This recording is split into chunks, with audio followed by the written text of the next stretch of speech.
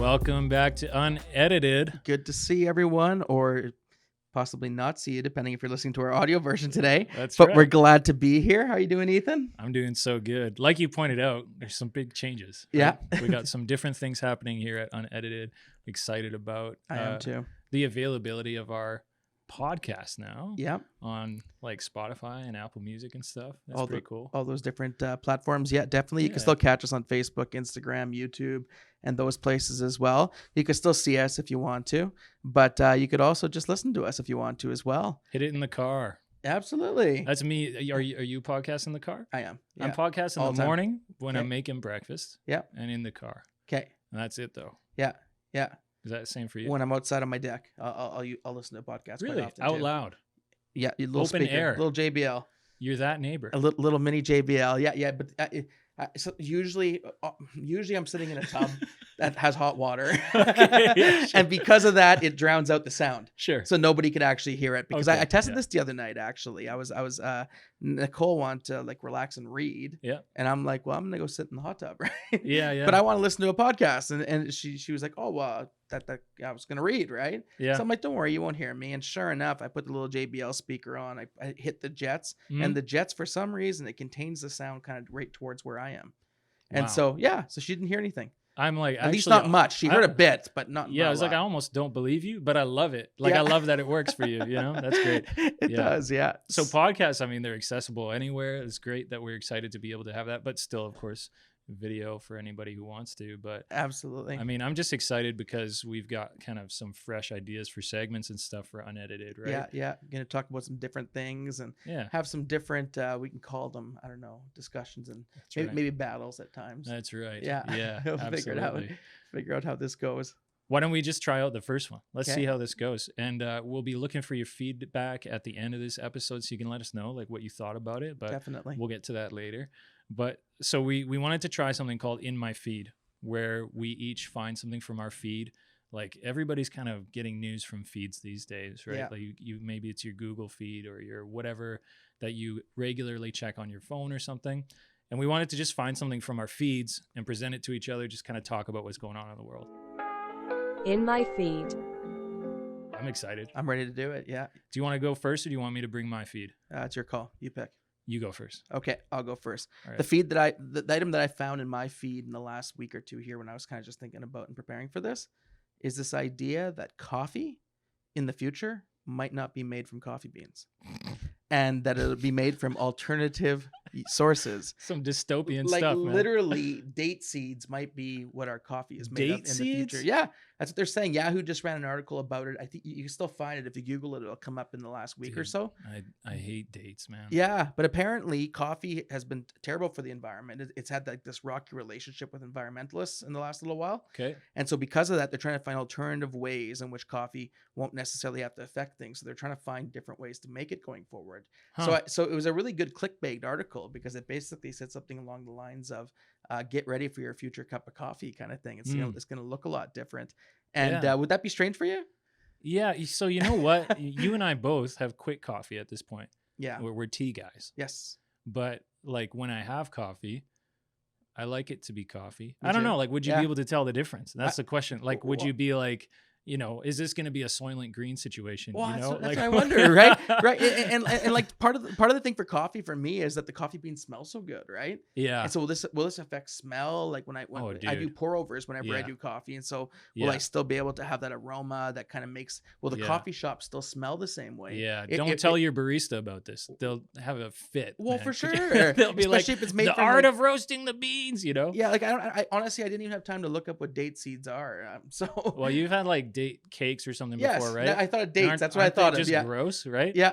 So I'm hoping the date seeds aren't as nasty as dates are. Yeah. but they're saying that they're looking for alternative ways to make coffee. Actually, right now, if I just look further down this, actually have the article pulled up here. Nice, right on. They talk about a recipe that a coffee company out in LA is kind of using. It's in the Coachella Valley. Of course, it's in LA. I know. They're always first on everything that's kind of going around, right? Yeah. But Adamo, one of the companies that's launched a series of beanless products, it's the Coachella Latte Blend, is a ground espresso made from things like date seeds, lemon, and guava. Mm. and a 1 pound bag goes for $15.99. So I think the price point's probably fairly similar to Interesting. what a normal 1 pound bag goes. But the future of coffee might be that you're not actually drinking it from coffee beans. Yeah, that's really interesting. Is that mentally tough, do you think? That's weird. I think it is. It's one of those things where you think like, is that so bad? Maybe if it's good for us, then maybe that's great. But you're also like,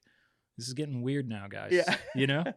Interesting. It really is. I think so too, because I don't know. We're just so used to what coffee is, right? Yeah. And to have something different like that, it feels like it's cheapening it. That's what it feels like to me. And it almost feels like it's fake now. And I wonder if the purists are definitely gonna have a tough time with this, Well, right? what are we trying to do? Are we trying to get coffee into our system? Yeah. I mean, sorry, caffeine into our system. Okay. Like, is it just we drink coffee because that's how we get our caffeine? And can we just replace our caffeine? Like some people take tablets, caffeine tablets. Actually, my wife, when she was trying to get off of coffee because she had bad like headaches and stuff with we miss a day or whatever, she started taking tablets and we decreased them. Like those and wake so ups? now, Yeah. so now she doesn't have a dependency on caffeine anymore. But like that was it's very utilitarian. It's like For sure. just take a pill to feel the. So yeah, I think you're right. I think there's different types of coffee drinkers. Some people who use it like more like recreation. They like the taste. They're more into the taste, and coffee's like an experience for them. And some people, it's just wake me up. Some people are just users right now, right? Yeah. And Wow, I think for that, for certain people, this will kind of be whatever. I think for other people, this will be a big deal. Yeah. Like I remember trying to convince my dad, who's a big coffee drinker, loves his coffee, but needs it with just normal cream. And normal sugar. There's no time for vanillas or hazelnuts. Like even that was too much, right? So I wonder if we're gonna find the same kind of reaction from people who've been drinking coffee and grinding coffee beans for 20, 30 years, right? 10 years even. Truck stop coffee will just stay truck stop coffee. Well, I think so. I think Husky's always going to serve the same thing, right? Yeah. So, well, you talking about the future of coffee beans makes me think about in my feed this week, I found something pretty futuristic. Okay. And I kind of want to hear what you think about it. And maybe people can give comments and feedback about it as well. So we are all familiar with Boston Dynamics, right? This technology company that develops like robots and stuff. Mm-hmm. I'm like not going to do justice to what they actually do, but this is what they present to us is they'll present those dogs that can like run through an obstacle course, or like there's always like a new robot that's like, this one did a backflip, and everybody's like, that's crazy. Well, they just unveiled a new robot. So you can go to Boston Dynamics YouTube channel. I just like Boston, the city Dynamics. And there's a video of this new, very human looking robot that like is in a laying down position kind of. And it like does the weirdest stand up where its legs like bend backwards and it stands up and its torso swivels instead of like turning the robot around. Mm-hmm. So like what would just crack somebody's back in half, just like inhuman movements, you know what I mean? And then it turns its face towards the camera and it's like this big like orb of light with like a black hole in the middle sort of looking thing.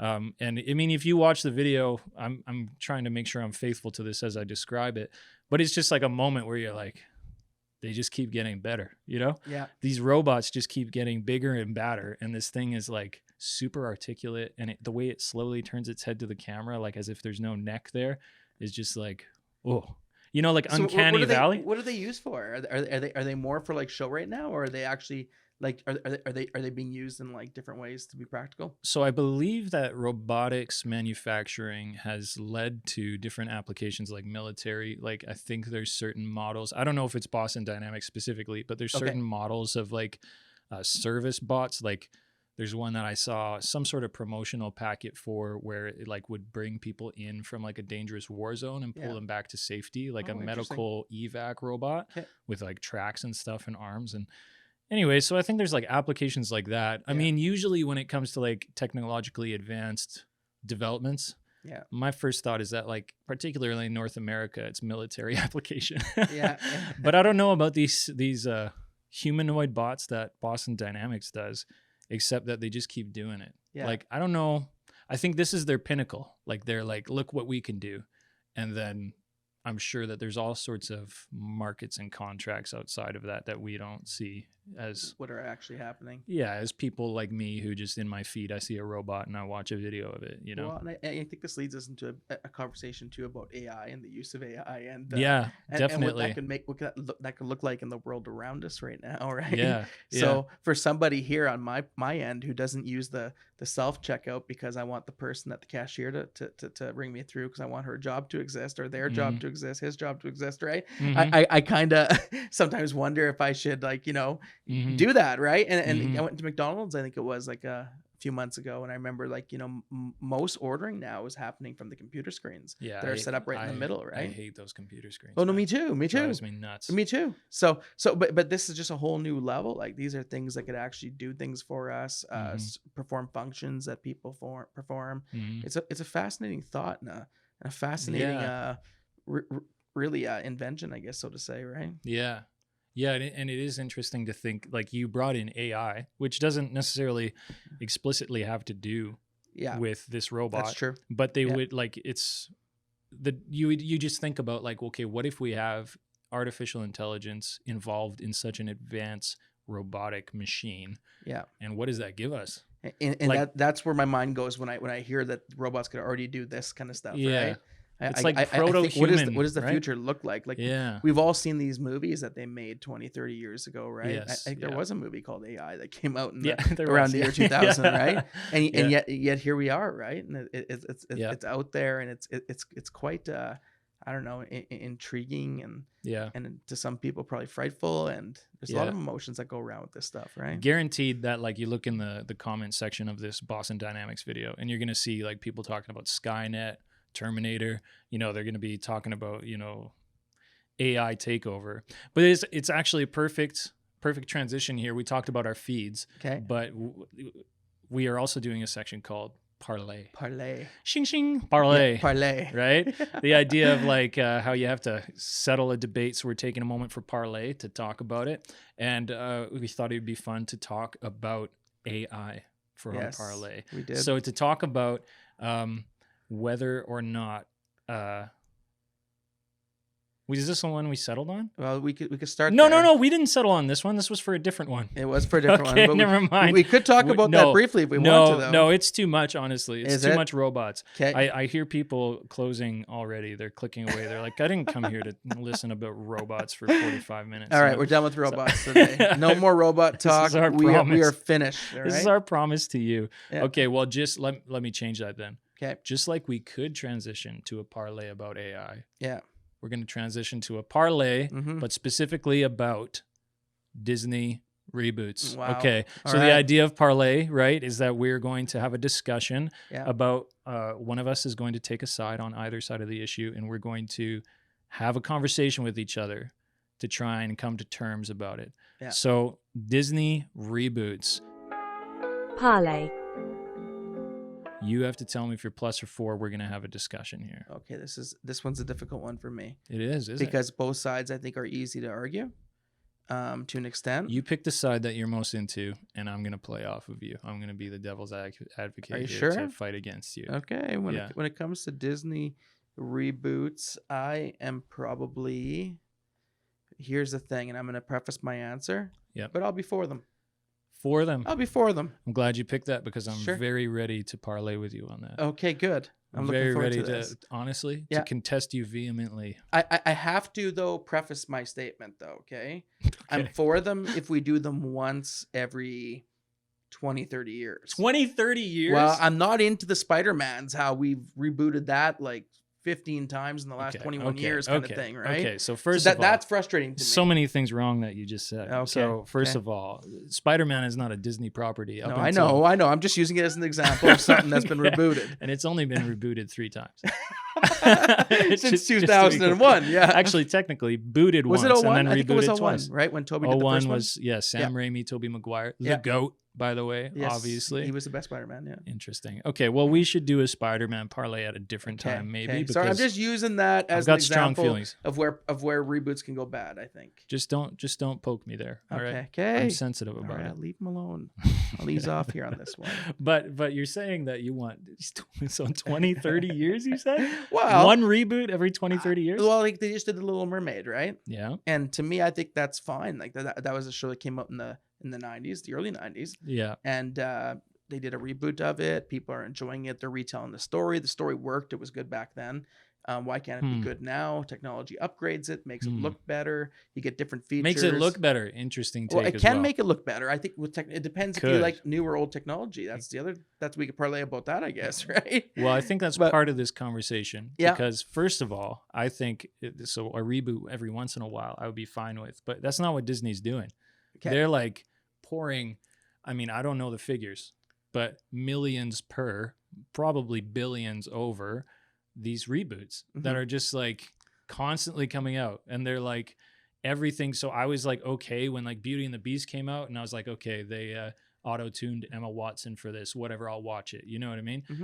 Me and my wife actually enjoyed Beauty and the Beast, but then there was another one and another one. And I'm just like, I can't even keep up with all these reboots. Yeah. And it seems to me like lots of times they're not even improving anything. Okay. They're like, let's make it live action. Do you ever watch the Lady and the Trump reboot? I never did. Lady and no. the Tramp. That's the Okay. word. Okay. Lady and the Trump is a different discussion for a different day. Okay. But Lady and the Tramp, that one, did you ever watch it? I never did. No. The reboot was just hot garbage. It was terrible. Like, it looked bad. The dogs were uncanny somehow. How do you make an animal uncanny? I don't really know. But like, it was just, it was a mess. We didn't even finish watching it. Okay. You know? And Okay. to me, I'm just like, cut it out. Yeah. Stop with all these aggressive reboots. If they were to say we're going to do one every 10 years or something, and they're going to do it right, Yeah.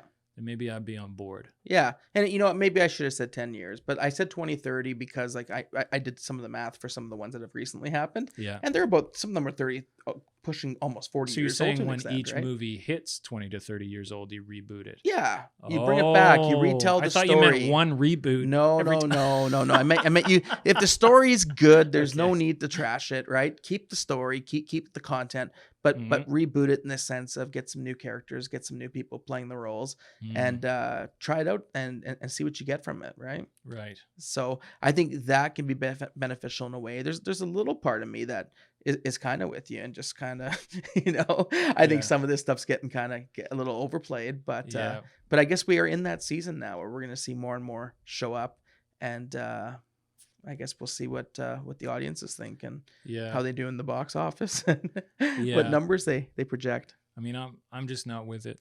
I'm not going to be going. I'm No. not going to be paying my money to go. Not going to watch And when they reboots. release on Disney Plus, I'm not going to watch either. Disney Plus is supposedly following Netflix's lead here and going to be cracking down on password sharing. Okay. Which is another thing that we could talk about another time. But it's looking bad for us consumers in terms of our wallets. So anyway, so I suppose for this week we kind of agree in some places. Maybe you could come over to my side and say they're not the best. I think I could to an extent come over to your side. Okay. For the sake of this parlay, I think these reboots are fantastic. All right, we'll agree to watch disagree. them, love them, enjoy them, burn them, curse them, get on X and be real mean about them. Yeah, the funny part about this is, if truth be told, I don't know a ton of Disney shows, so I've taken heat from this from close friends and from my wife even. Like, wow. The fact that I never watched much of this stuff growing up, like.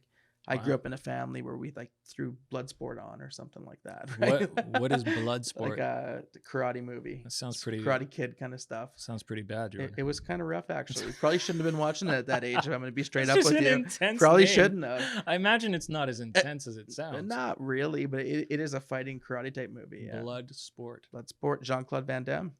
I don't know who that is. Oh, look him up. You'll love What does him. he do? He's a martial arts guy. He was casting all these martial arts roles in the 90s. Is he doing Cobra Kai now? He was huge. I don't. Well, maybe. He's still around. He still does stuff. He's not like from Karate Kid, eh? No. Okay, because I think Cobra Kai is the follow-up of Karate Kid. Yes, isn't it? that's right. That's right. It was on Netflix. Anyway, show or another something. reboot that's bad. Yeah, there you If go. we expand this conversation from Disney reboots, I mean, that's a whole other thing. Let's not do that for the sake of time today, but yeah, like Arrested Development, #1, bam. shot. Yeah. Don't like it. Garbage. Okay. I'm going to say one more thing about reboots. Okay. The reboots that you've watched, how close do they stay to the originals? Disney specifically? Yeah. Are they pretty close, like word for word? Or is it quite different in its content? I don't know. Some of them are more scene for scene with artistic like license taken in between. Yeah. Like The Lion King. Yeah.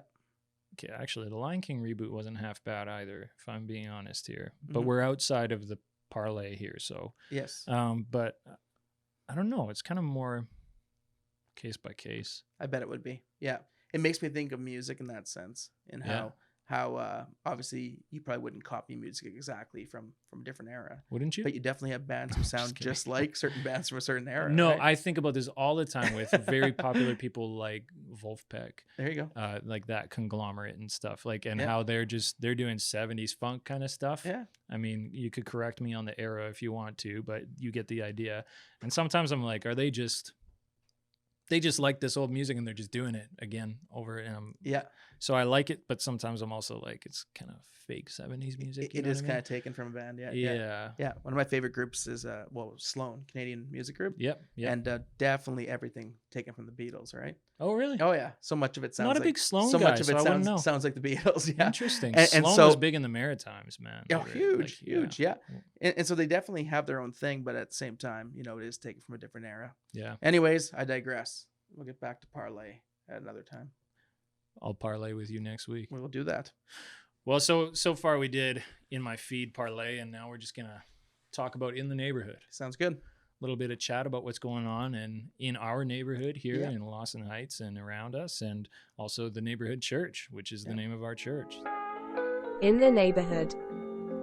Our lead pastor was talking about generosity. The title was Generous. And so we were just going to share a couple of our highlights on that really quick. Sounds good. Do you want to go first? Sure. I'll jump in this right away. I thought so much of the teaching was very practical and helpful. One of the things about generosity, I think sometimes, is it really, really matters how you frame it and how you present it, right? Telling people just to be generous, it's good advice. But it can get tiring after a while, right? Definitely. Yeah. And after a while, it can lose its effectiveness, and people will start asking questions. They'll start asking why, and why should I be generous, and what's the purpose of it, and those things I find are meaningful to people when it comes right down to it, right? And one of the thoughts that we heard from our pastor Louis, who presented in this series and taught the series, was that I think how you frame generosity affects how generous you can be. And framing generosity around God's generosity towards us changes it for me. So what do you mean by that? So for like one of the most famous scriptures out there is found in John 3:16, where it said, "For God so loved the world that he gave his one and only son," right? That whoever shall believe in him shall not perish but have eternal life. And I think, when you frame the idea of generosity around the fact that God has been very generous with us, right? It does something to the heart that maybe wasn't there just in my own flesh and in my own ways. Does that make sense? Yeah. So you're saying to start from a place where if we look at like what even is generosity, let's look at who God is, and then we see that he gives. Yeah. And it changes how we, Yeah. The fact that he's given to me, it makes me a lot more likely to be like, well, I need to be like God. I want to live my life in ways that honor God and that honor his ways, while being generous is one of those ways. Yeah. And so he was quite generous to me. And so therefore it makes sense that I'd be generous back, but also generous to people around me. Right. Yeah. So it frames it different. It puts it in a different light. It takes it from just you telling me to give or to be generous to people on its own. Yeah. It does something so much different when you frame it around the fact of how God has been so generous to me already. Yeah. I 100% get that. How can I not in turn be generous, right? Yes. So that makes me think of how just in my life in general, I've made more than my fair share of mess ups. I've been off. I've made bad choices, and the response I've had from people around me, like the people that have stuck around and cared for me anyways, I should say, have set an example to me to be kind, to be gracious, and to be generous with me. Absolutely. Which has made me in turn, at least the way that I try to process things, is that I'm not saying I'm batting 100 on this, but is that I try not to be like harsh on people when they're making their mistakes and when Yeah. they're figuring things out and they're kind of falling over sometimes. And, you know, somebody does something and you're like, that really gets my goat, by golly, you know, you think that, but to think, well, people were generous with me when Yeah. I was Exactly. at low points, when I Yeah. was kind of maybe a little bit hapless in life.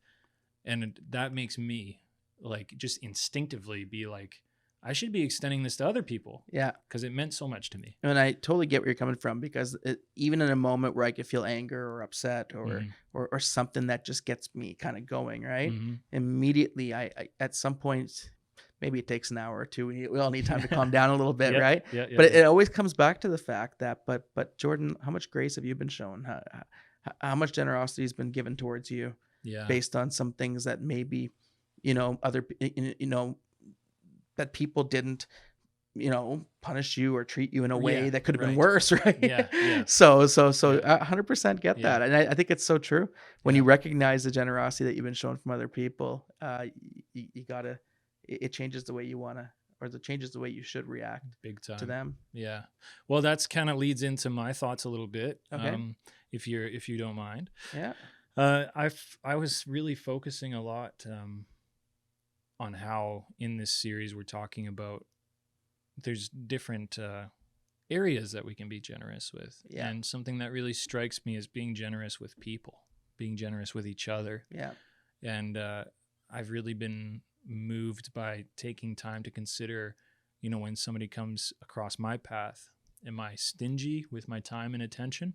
Like, how much energy am I willing to give to somebody that comes across my path? Or am I generous? Like, am I living in a way where somebody comes across me and they just find I have an abundance of energy and time to give to them, you know? Yeah. And I mean, even like generosity comes within frames and stuff, right? Like sometimes you're only able to give as much as you have to give. So I'm not saying that we have to be every person you meet when you're walking through Midtown Mall or something. You know, you're not like, I'm going to give this person an hour and that person an how hour. you doing? You got an hour? But within what you're able to give, are you generous with it, right? Yeah. And I think that applies a lot. You know, the part of the Sermon on the Mount, which is a famous sermon that Jesus taught in Matthew and in Luke as well.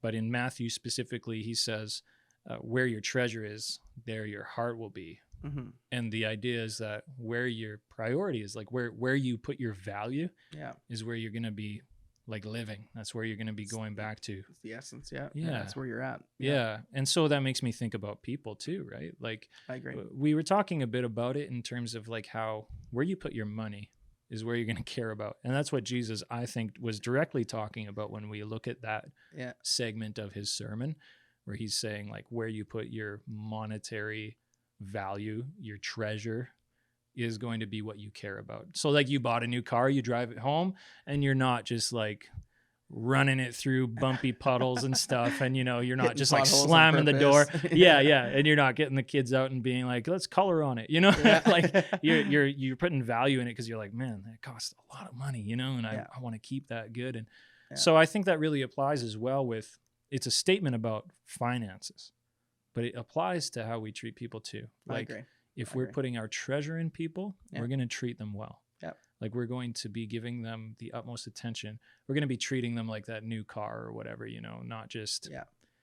you know, Yeah. treating it like trash. So, Yeah, people matter 100%. And Mm-hmm. I can completely concur with that thought that you have there. I always think of those, like the 3 T's, right? Like you got time, talents, treasures. mhm. And there's obviously more to this list that you can That's add. good. That's good alliteration But- right there. Time, talent, treasures, you Time, said? talent, treasures. Yeah. Yeah. And each one of us, like you already talked about time, like we could be generous with our time or we could be stingy with it. Mm, We could be cheap with it. Mhm. Talents and abilities, we could use them to serve others and to Mm. serve God, to serve the greater good, or we could just bury them and just kind of keep them them to ourselves. yeah. Yeah. and find ourselves not being generous towards other people. And then there's the treasure part, right? Like we could either choose to be generous in that way as well with the Mhm. things that we have, or we could choose to be stingy. But yet I think there is a thought in scripture that's always challenging us to be generous with people, with our time, with our talent, with our treasure, right? Invest these things. We weren't just given them, I don't think, just to sit on and bury. There's that story in Matthew 25 where it talks about the talents, the parable of the talents, or some translations call it the parable of the bags of gold. Mm-hmm. And they're entrusted with these things, right? Yeah. And they have a choice: invest or one of them buries it and ends up getting in trouble for doing that, right? Yeah. Because it would have been better to invest and fail than it would have Yeah. been just to bury it and do nothing. It's like you missed the point here. Yeah. Yeah. So I think, being generous towards people, that's huge. That's absolutely huge. Yeah. In our practical application of being generous people. Yeah. So I mean, it was a challenging and enjoyable series. Challenging and enjoyable because of that, I would say. So that's kind of what's been going on in the neighborhood. Yeah. And I mean, we continue to think about that, and hopefully that's encouraging to some people here as well, listening, to think about generosity a little deeper. But why don't we? This is the final part here of what we want to do in Unedited, right? Is how about you? How about you? What are you thinking? And this week we want to ask you specifically, how about you? What do you think about everything we talked about? What do you think about our segments, In My Feed, Parley, In the Neighborhood? Is there something that you want to see us try as we're kind of changing formats a bit? Yeah. Or is there something you really like that you're like, let's have more of that? And me and Jordan just want to hear your thoughts about it all. Hear what you want to see out of these things, and feel free to weigh in on the Parley too if you want. Yeah. We want to know whether you like Disney reboots or not. Yes, and please only respond actually if you're against them. That would be good. If we could just keep the lines of communication clear here. Absolutely. Yeah, so let us know. We got comment sections on YouTube and Facebook and Instagram, and if you're on platforms like Spotify, there's even like a Q&A section now. You can like fall down and answer something there. It gives us feedback. You can always just hit us up on any of those for any feedback. We just want to know what you think. Absolutely.